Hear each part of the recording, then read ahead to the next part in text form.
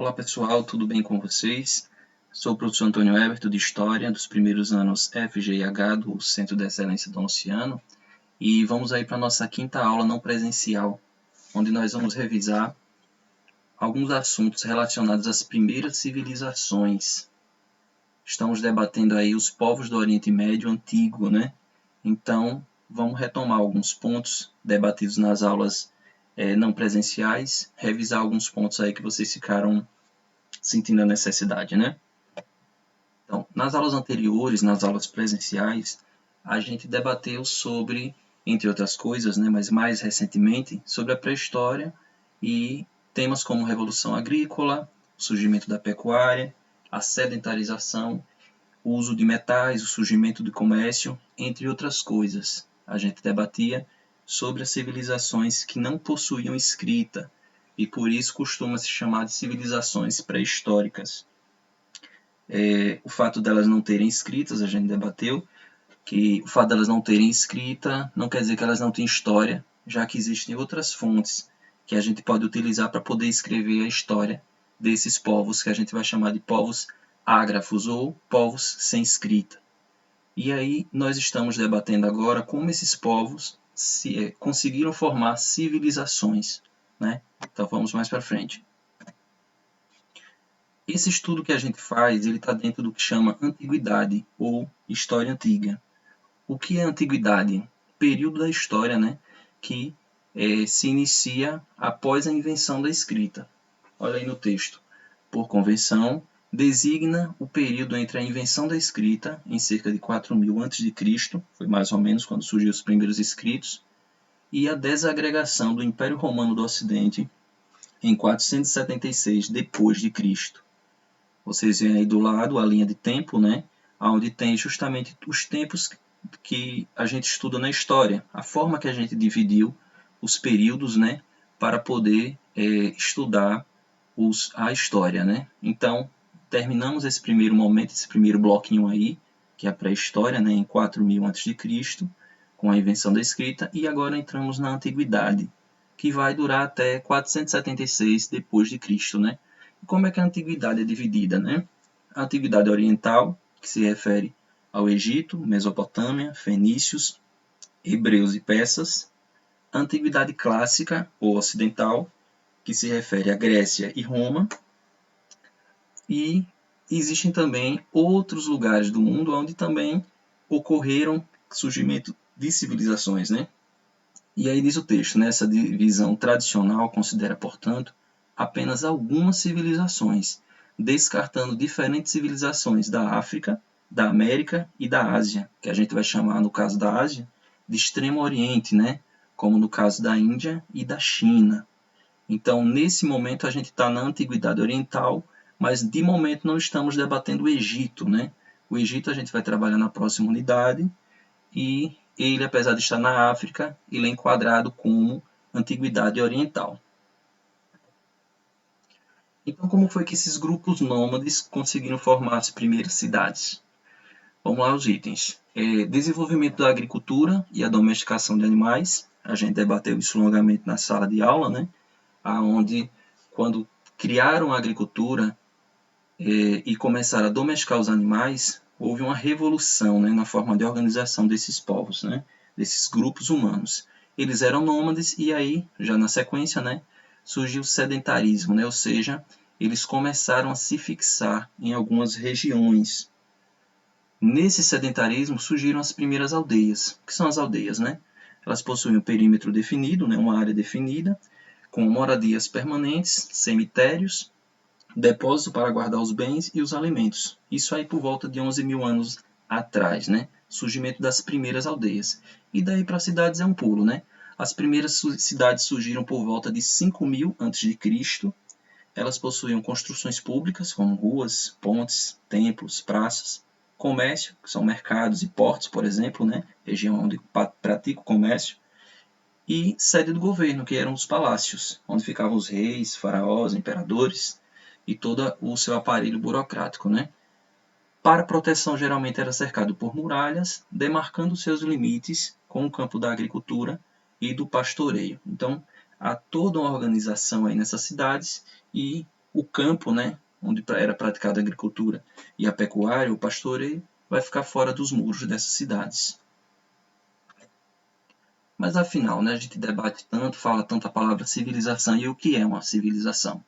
Olha lá, então, aí o conceito, né? Civilização é uma organização estatal que geralmente possui uma religião oficial, uso de escrita, divisão e especialização do trabalho e estratificação social, ou seja, a sociedade é toda hierarquizada, né? Ela equivale a um produto material e cultural do trabalho humano e às transformações da natureza. Refere-se especialmente às organizações sociais, políticas e simbólicas construídas pelo homem. Ou seja, ela é criada, é um produto material e cultural, né? Ela é criada pelo homem e ela faz uma alteração, ela transforma a natureza, né? Uma cidade ela altera completamente o visual daquela região, né? Tudo é alterado ali, a natureza é transformada ao seu redor. E ela se refere principalmente ela tem um valor simbólico relacionado às organizações sociais, né? Tudo isso, logicamente, construída pelos homens. Não existem cidades de animais, né, pessoal? E aí vamos debater um pouquinho o que é o Estado, né? Isso que a gente, a partir de agora, vai estudar longamente, né? O que seria o Estado, como ele nasceu, né? Olá, nas cidades neolíticas, os chefes das famílias começaram a centralizar as decisões políticas e administrativas em suas mãos, tornando-se reis. Aquele chefe de família começou a centralizar tudo nas mãos deles e aí vão tornando-se reis, né? Líderes daquele determinado povo. A essa autoridade que tinha plenos poderes sobre a população, damos o nome de Estado, ou seja, é uma administração daquele grupo, né, daquela sociedade. Né? Para administrar e proteger as cidades que se formavam, esses chefes políticos se cercavam de funcionários que, aos poucos, acumularam poder, criando uma estrutura burocrática. Entre eles estavam os sacerdotes, os funcionários que supervisionavam o trabalho dos camponeses e cobravam os impostos e os tributos, e os soldados que defendiam a comunidade e mantinham a ordem. Olha aí, né? Tudo isso aí, essa estrutura burocrática, né? Com essa diferenciação de funções e de poder e riqueza entre elas, surgiu uma hierarquia social, ou seja, uma divisão social. Se antes, na pré-história, até o Neolítico, você tinha uma divisão social apenas relacionada ao sexo ou à idade, né? As mulheres têm as funções, os velhos têm as funções, os jovens têm as suas funções, né? Aqui a gente tem uma hierarquia social diferenciada, atrelada ao poder e à riqueza, como também à religião, né? Os religiosos, os sacerdotes, eles vão ter também um espaço reservado nessa hierarquia social. Com o processo de centralização política, as decisões deixaram de ser tomadas pela coletividade. Olha aí, não é mais o grupo que define, né? De modo geral, vai ser agora o Estado, né? O Estado assumiu a função de governar cidades, passando a estabelecer regras e leis e aplicar a justiça. As cidades tornaram-se centros de poder político, locais de onde os governantes coordenavam o trabalho e o funcionamento de toda a comunidade, né? Sempre os governos, né? O Estado vai estar centralizado aonde? Onde é que vai funcionar? Onde é que vai ficar essa liderança, essa estrutura central? Sempre nas cidades, né? E a partir daquelas cidades é que vão coordenar todas as regiões pertencentes àquele estado, né? Àquele governo, àquele reino. E aí a gente começa a falar agora propriamente dos povos do Oriente Médio Antigo, né? Esses povos que vocês já conheceram, né? E agora a gente vai debater um pouquinho mais. Vocês tiveram lá os mesopotâmicos, os fenícios, os persas e os hebreus. São os povos da região do Oriente Médio, né? Na antiguidade, por isso que chama povos do Oriente Médio Antigo. Primeiro, então, vamos definir aí o que é Oriente Médio, né? A gente tem que entender aí a questão geográfica, a localização. Vejam aí no mapa e vamos acompanhar o texto, né? O Oriente Médio, conhecido também de Ásia Ocidental, é uma porção do continente asiático, olha aí, é a Ásia, tá, pessoal? O Oriente Médio pertence à Ásia, que ocupam a área de 7.200.000 km². Foi justamente nesse subcontinente que emergiam as civilizações precursoras, né, as primeiras civilizações da humanidade, mais precisamente no território onde se encontra hoje o Iraque, antes chamado de Mesopotâmia. Olha lá o Iraque, bem no centro do Oriente Médio, né? Era onde ficava Mesopotâmia, Bagdá fica exatamente na região entre rios, né? Entre os rios Tigre e Eufrates. Lugar onde surgiram as primeiras cidades que se tem registro, lá por volta de 5.000 a.C., né? Atualmente, o Oriente Médio é composto pelos países Afeganistão, Arábia Saudita, Bahrein, Catar, Emirados Árabes Unidos, Iêmen, Irã, Iraque, Israel, Palestina, Jordânia, Kuwait, Líbano, Omã, Síria e Turquia. Então vocês veem aí no mapa todos esses países, alguns não dá nem para ver direito de tão pequenos que são, né? Palestina fica ali dentro de Israel, por exemplo, né? Catar bem pequenininho ali no Golfo Pérsico. Então a região hoje é muito debatida, né? Naquela época ainda não tinha, mas hoje é uma região predominantemente islâmica, algo que a gente vai debater lá na frente, né? Mas fica aí a região onde é palco de tudo isso que a gente está estudando, né?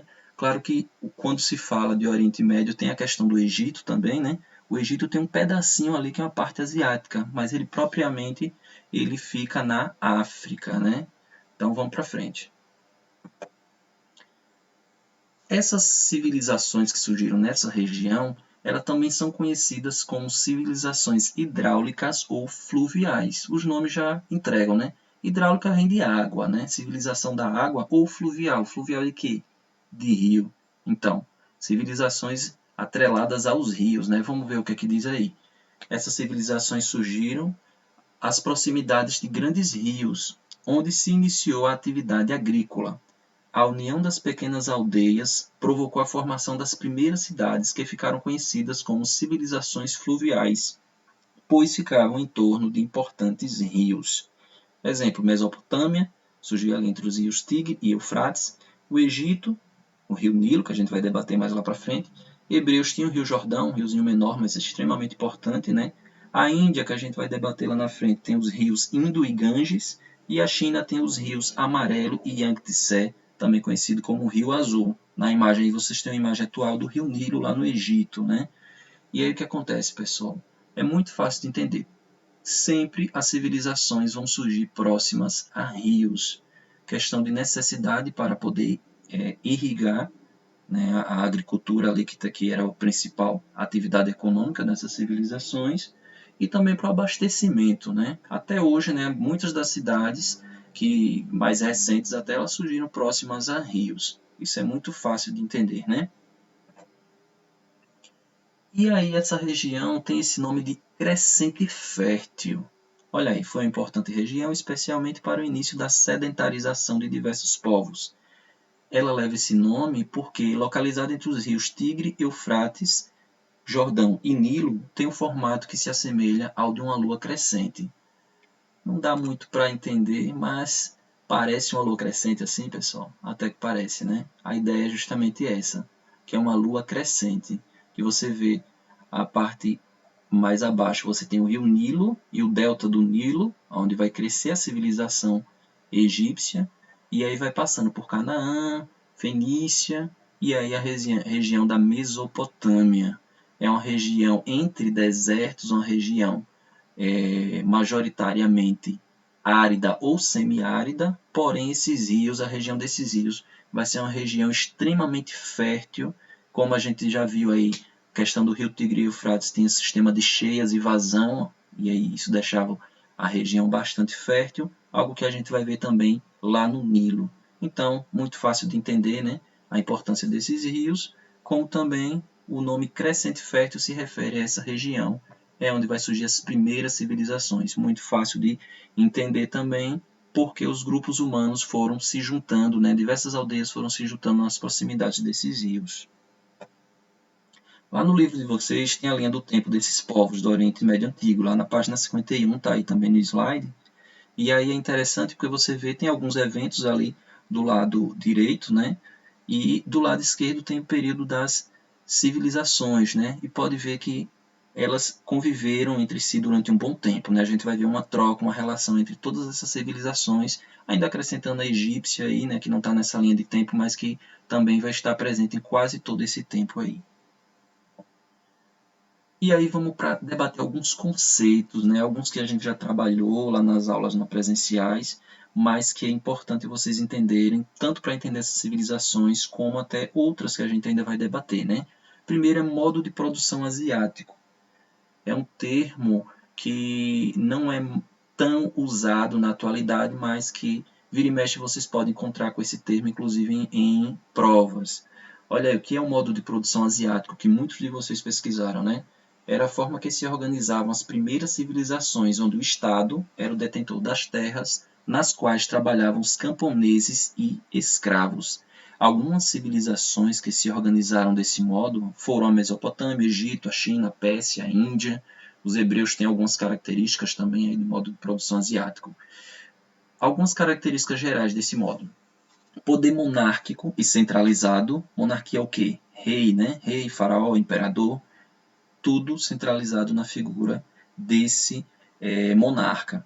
Sociedade hierarquizada e sem mobilidade social, ou seja, uma sociedade dividida com diversas classes, né?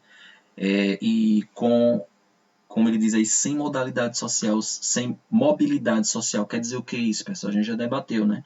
Sem mobilidade social quer dizer que dificilmente uma pessoa vai mudar de classe social, né? Se você nasce camponês, você é filho de camponês, seus filhos serão camponeses e seus netos serão camponeses. Muito, muito, mas muito raramente vocês conseguem mudar de classe, diferente da sociedade atual, né, que é uma possibilidade.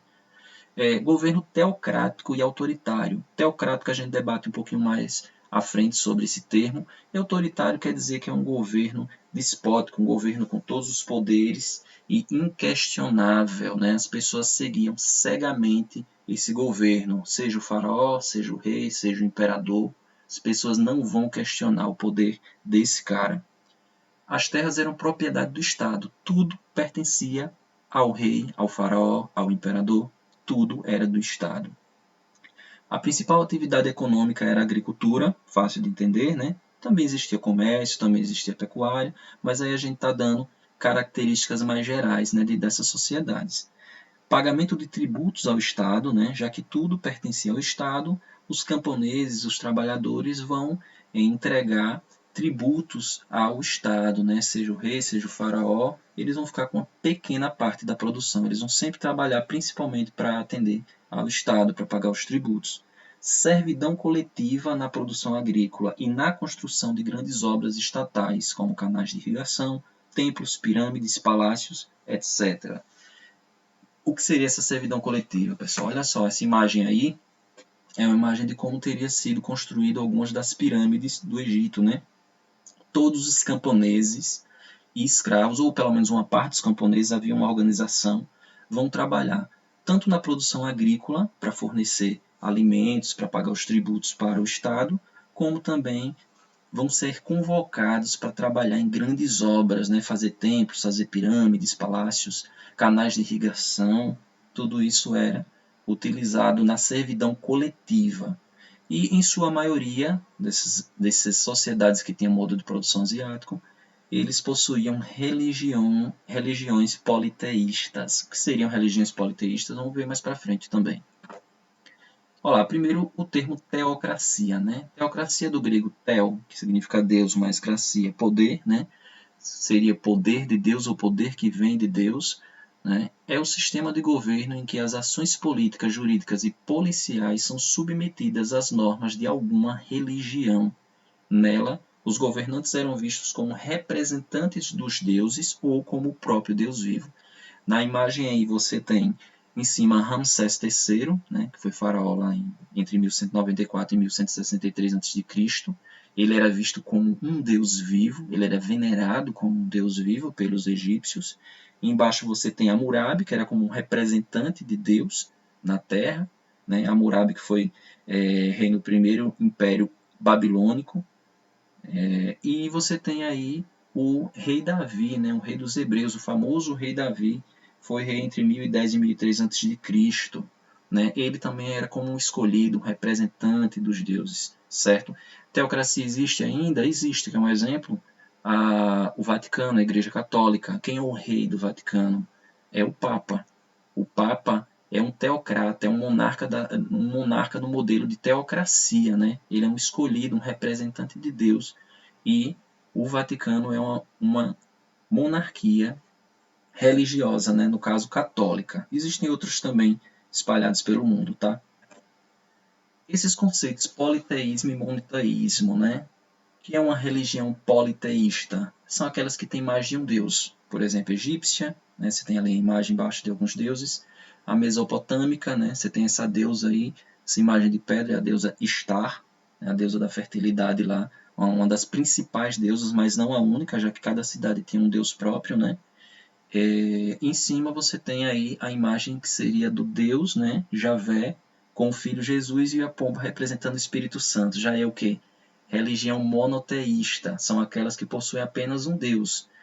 A primeira vai ser a hebraica, né, que a gente hoje chama de judaica, mas dela vai surgir o cristianismo e o islamismo. Existem outras religiões monoteístas também, mas essas três são as mais famosas, né? E uma delas a gente já debateu um pouquinho aí quando estudou os hebreus, né? E aí vamos então, o assunto de hoje seria esse, só alguns conceitos gerais. Na próxima aula a gente vai detalhar um pouquinho o retomar, né, a Mesopotâmia e se der também mais alguma civilização, vamos ver o tamanho da aula, como vai ficar. Mas aí eu queria retomar um pouco o simulado, o mini simulado que a gente fez na primeira aula não presencial. Esse mini simulado teve essa questão particularmente, as pessoas erraram muito. Olha lá, vamos ver se vocês vão conseguir acertar agora. Dentre os itens listados abaixo, qual apresenta de modo mais completo, elementos que devem ser considerados no desenvolvimento das primeiras civilizações? Questão A, né? Item A. Religião oficial, seleção natural, divisão e especialização do trabalho. Essa questão está errada, né? Já que seleção natural não tem a ver com a formação o desenvolvimento das primeiras civilizações. Seleção natural é o processo de evolucionismo, né? Que ocorre, o processo evolucionista que ocorre até hoje, que continuará ocorrendo na natureza, né? Então está errada a letra A. Item B. Desenvolvimento da agricultura, sedentarização e organização estatal. Perfeito, né?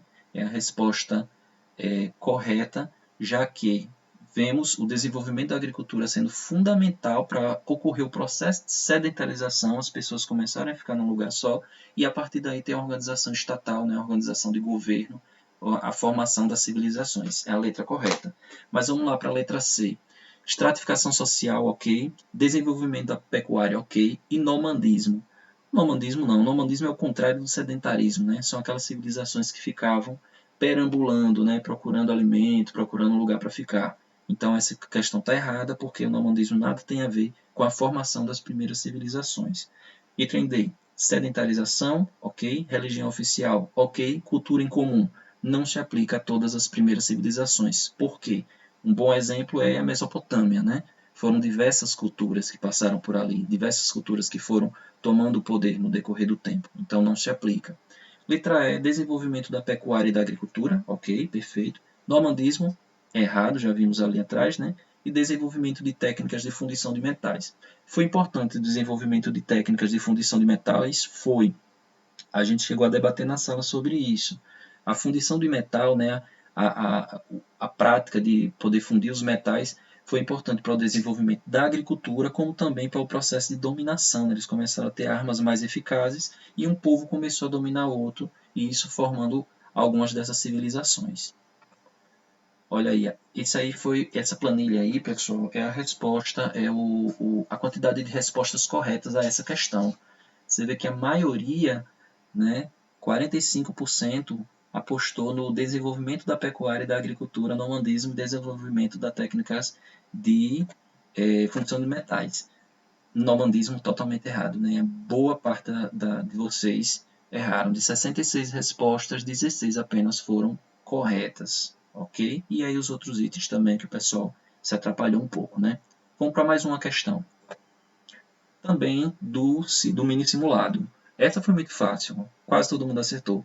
No Oriente Médio, a localização estratégica possibilitou o surgimento de grandes civilizações, como o Egito e Mesopotâmia, Canaã. No Egito, na Mesopotâmia, Canaã e na Fenícia. Que localização era essa? Próxima a florestas? Não. A gente viu que floresta não era algo que se tinha muito nessas regiões e não foram as florestas que desenvolveram essas civilizações, né? Longe dos desertos? Não, que todas essas regiões têm desertos próximos, né? Dentro de matas? Também não, não foi dentro das matas, né? As margens de rios? Perfeito, olha aí. As civilizações fluviais, né? Todas elas têm algum rio próximo, né? Então, as margens de rio, item D, letra correta. E letra E, isolados em deserto, nada a ver, né? A gente até vai estudar algumas civilizações que se desenvolveram no deserto, mas foram pequenas e não foram essas pequenas, ou não foram essas primeiras, né? Muito menos essas grandes, né? Vamos ver como é que ficou as respostas aí de vocês lá no simulado. Olha aí, 77%, ou seja, 51 pessoas de 66 marcaram corretamente, né? Apenas alguns colegas aí que aventuraram em outras respostas, né? Inclusive a segunda mais escolhida foi isolados em deserto, né? Bem interessante. Mas parabéns para a maioria aí que acertou. Eu vou deixar, pessoal, essa questão para vocês responderem lá no Google Classroom, né? Aí na plataforma. Vou colocar como mini simulado, mas só essa questão, que é tanto para testar vocês um pouquinho, como para ver também como vocês, quem participou, quem assistiu a aula e respondeu a questão. Vai estar lá disponível, vou colocar. Lembrem que vocês respondem até quarta-feira. Pós quarta-feira não entra como pontuação, mas para quem assistiu a aula depois dessa primeira semana, mesmo assim ainda responda essa questão, porque é ela que vai contar como presença para presença na aula. Ok, pessoal? Então, para finalizar, tá aí as fontes utilizadas, né, e consultadas para a montagem dessa aula. As imagens, a maior parte das imagens são da internet e algumas imagens são desses livros mesmo. Ok, pessoal? Então, valeu. Até a próxima aula.